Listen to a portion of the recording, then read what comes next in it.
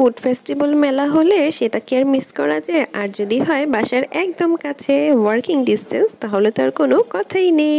Hello, আসসালামু আলাইকুম সবাইকে। কেমন আছেন আপনারা সবাই? আশা করি সবাই অনেক ভালো আছেন। আর আজকে কিন্তু আমি চলে এসেছিলাম ফুড ফেস্টিভ্যালে।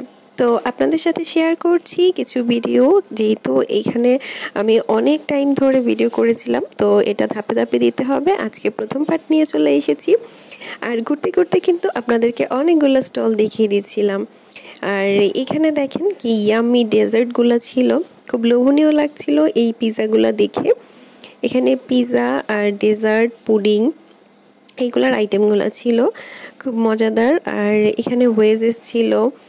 তো আমার কাছে দেখে খুব ভালো লাগছিল, কিন্তু টেস্ট আসলে কেমন হবে বুঝতে পারছিলাম না।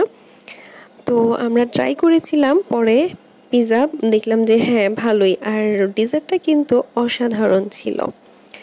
আর এই যে পরের একটা স্টলে চলে আসলাম, এখানে কিন্তু ফুচকা, চটপটি এগুলার একটা আসর ছিল।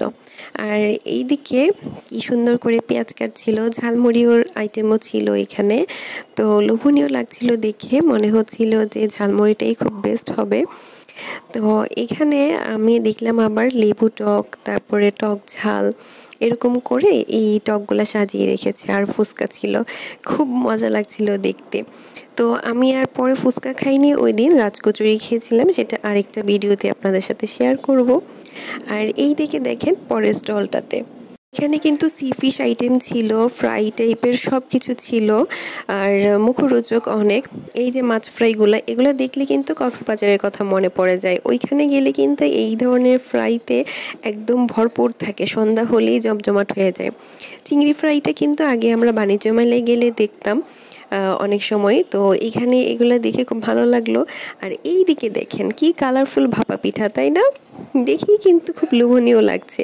নর্মালি কিন্তু আমরা দেখা যায় শুধু গুড় আর চিনি দিয়ে ভাপা পিঠা করা হয়, এখানে কিন্তু অনেক কালারফুল করেছে।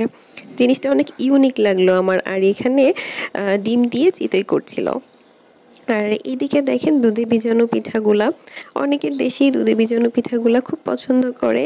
তো আমিও দেখছিলাম যে কিভাবে বানাচ্ছে, দেখলাম যে চিতইটা দিয়ে তার উপরে ডিম দিয়ে দিল, কিন্তু কোনো লবণ টবণ কিছুই দিল না। এইটা দেখে আবার আমার কাছে একটু মানে সারপ্রাইজ লাগলো যে এটা খেতে আসলে কেমন হবে বুঝতে পারছিলাম না, কারণ ডিমটা দেওয়ার পরে কিন্তু একটু লবণ দিয়ে দেয় সব জায়গায় দেখলাম। আর এই দিকে চিটা রুটি দিয়ে হাঁসের মাংস ছিল, আর এই পাশে ছিল ভর্তা। তো চিতই পিঠা দিয়েও ভর্তা খাওয়া হচ্ছিল। আর এইদিকে দেখেন কি ক্রিস্পি পেঁয়াজু ছিল। পেঁয়াজুগুলো অনেক টেস্টি ছিল, ছোট ছোট পেঁয়াজু, এগুলো কিন্তু খেতে অনেক ভালো লাগে, আমার খুব পছন্দ হয়। আর এই দিকের ভাজা পোড়াগুলা দেখে আমার কেন জানি মনে হচ্ছিল যে রোজার একটা ফিল চলে এসেছে। এই যে ডিম দিয়ে চপগুলা বানিয়েছে, এগুলা কিন্তু অনেক লোভনীয় লাগছিল। মানে ভাজা পোড়া আইটেম কিন্তু সবই খুব লোভনীয় লাগে দেখতে। আর এগুলা আনহেলদি হলেও খেতে খুবই দারুণ। আর এদিকে কিন্তু অনেক পিঠা আছে, পিঠা নিয়ে চলে আসবো নেক্সট ভিডিওতে।